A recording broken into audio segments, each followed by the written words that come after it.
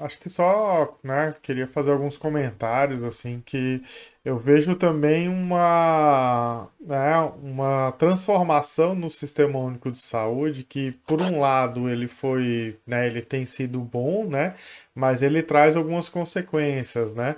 A gente saiu desse modelo, né, dos hospitais e desse modelo, né, de centros de especialidades, né, como o lugar de acesso à população, e aí a gente tinha, né, os centros com diversas especialidades, é, entre elas, né, a especialidade de homeopatia, e as pessoas tinham acesso nesses centros ou nos hospitais, né?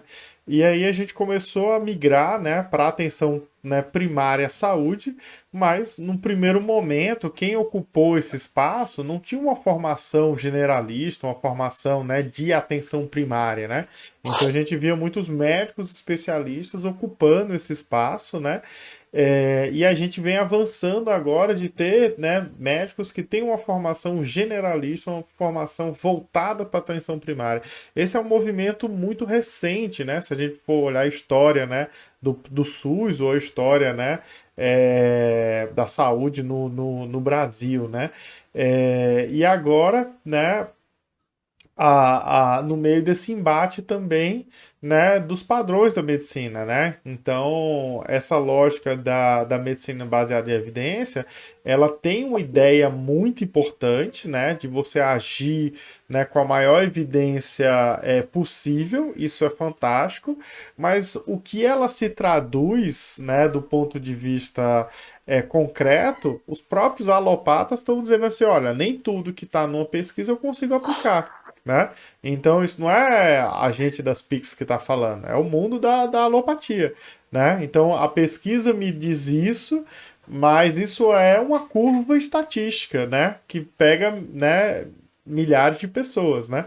Quando eu jogo para o indivíduo, eu tenho que aprender a lidar com a consulta individual, né? Como é que aquele indivíduo reage àquele medicamento, né? Então, e aí isso vem a história assim de como pesquisar, né?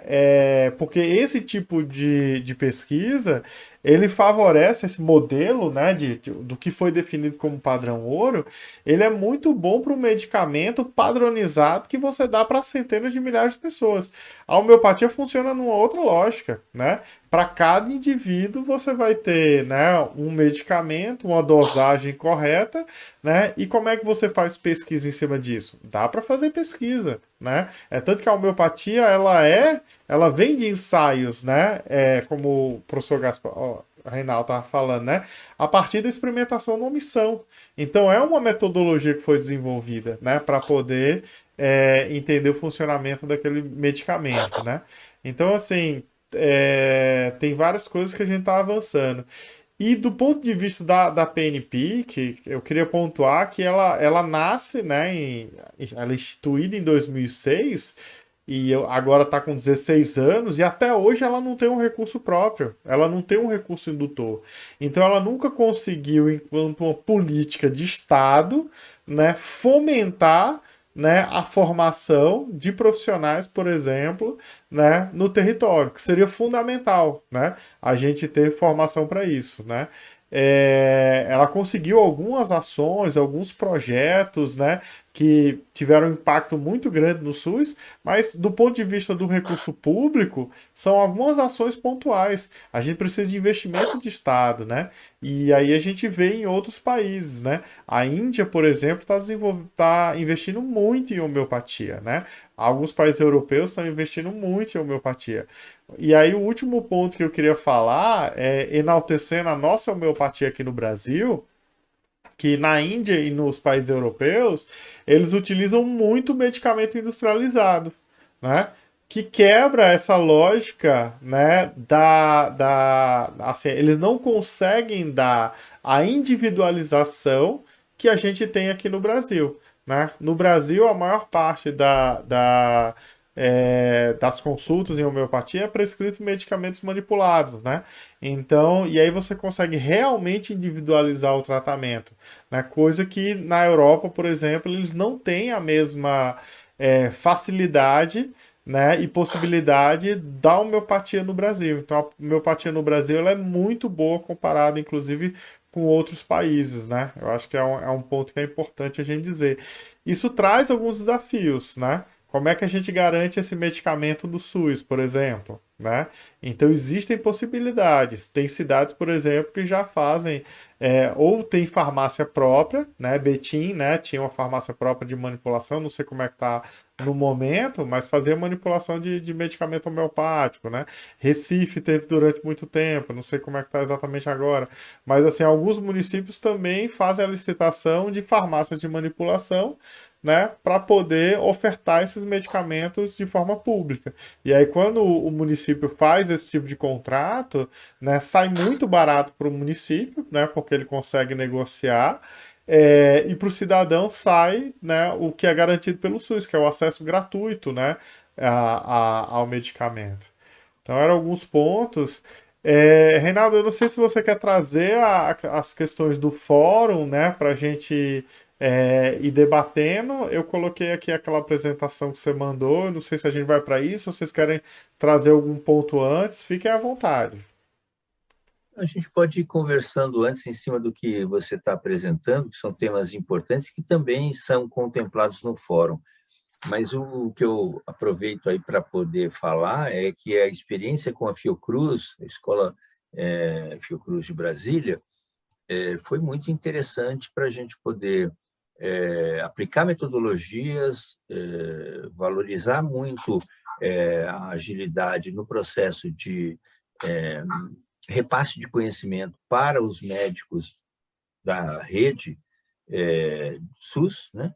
E isso começou com uma iniciativa da Rede Nacional de Médicas e Médicos Populares, que abriram espaço para que a gente pudesse levar esse conhecimento secular, e a partir daí nós fizemos um contato com o pessoal de Brasília, da Fiocruz, que pudemos trazer, abrir um edital e fazer uma seleção de um grande número de candidatos que na verdade a gente não conseguiu atender porque era um projeto piloto e que nós tínhamos aí alguns limites para poder atender mais de 200 interessados, né? Então tivemos aí um êxito muito interessante, um resultado muito bom. No entanto, a gente sabe que há necessidade de expandir isso. E, a partir dessa experiência, nós propusemos a realização de um curso, agora de 240 horas, para médicos aqui no estado de Mato Grosso, médicos de medicina de família e comunidade que estejam na atenção básica, e nós vamos trabalhar com médicos, com as equipes multiprofissionais em 2 cursos, atendendo um total de 150 pessoas nessa primeira versão. E a ideia é a gente poder expandir isso e a partir dessa experiência também aprimorar o processo de capacitação e de formação de médicos no Sistema Único de Saúde, pelo princípio da Política Nacional de Educação Permanente em Saúde. É muito importante a gente entender também que as políticas precisam serem transversais e dialogarem, né? A homeopatia, ela tem esse potencial de diálogo muito interessante com a atenção básica, com a educação permanente e com outras políticas públicas de saúde. No entanto, para a gente poder promover esse diálogo, é necessário que a gente tenha uma pequena brecha de abertura no ensino também. Então, nós temos algumas dificuldades por não ter esse financiamento que você citou. Não temos muitas experiências, na verdade, ultimamente temos expandido, mas não tivemos oficialmente tanta pesquisa dentro das instituições públicas. Dentro do Sistema Único de Saúde, não tivemos cursos de formação, exceto nesses programas de residência que eu citei no início, e falta-nos aí experiências como a do João, que pratica no seu cotidiano, como médico de família e comunidade, o uso da homeopatia. Isso é muito interessante. Então, nós temos algumas experiências que são muito exitosas e que precisam ser potencializadas. Para isso, a gente precisa dialogar com o gestor.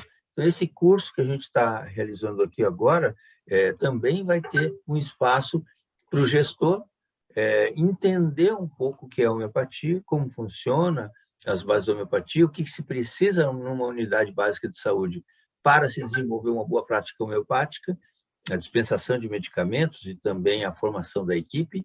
E a ideia é a gente fortalecer, a partir do ensino e da pesquisa, e do serviço também, né, a homeopatia no Brasil, dentro do Sistema Único de Saúde. Essa tem sido a nossa luta, e não é uma luta minha, não, nem eu sou a pessoa que mais luta por isso. Acho que o João é uma pessoa que vem lutando no seu cotidiano. Nós temos vários homeopatas que desejam ver a homeopatia dentro do Sistema Único de Saúde, e a gente entende que o momento oportuno é agora. E essa experiência do fórum, que foi oportunizada a partir desses 2 cursos de capacitação, ela veio mostrar justamente quais foram as dificuldades e quais são as propostas que os homeopatas entendem que são necessárias para a gente fortalecer a Política Nacional de Práticas Integrativas e Complementares. Como você colocou, desde 2006 ela está no papel,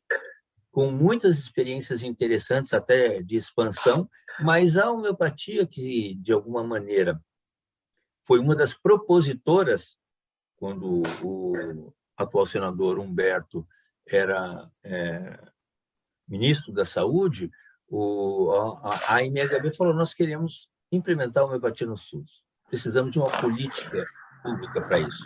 E aí juntamos com acupunturistas, o pessoal da medicina antroposófica e o pessoal da fitoterapia, e aí a gente fez todas as diretrizes, entre aspas. Eu digo, essa política foi construída a várias mãos, com várias especialistas. Mas se você analisa a doutrina homeopática e as diretrizes da política nacional, elas concebem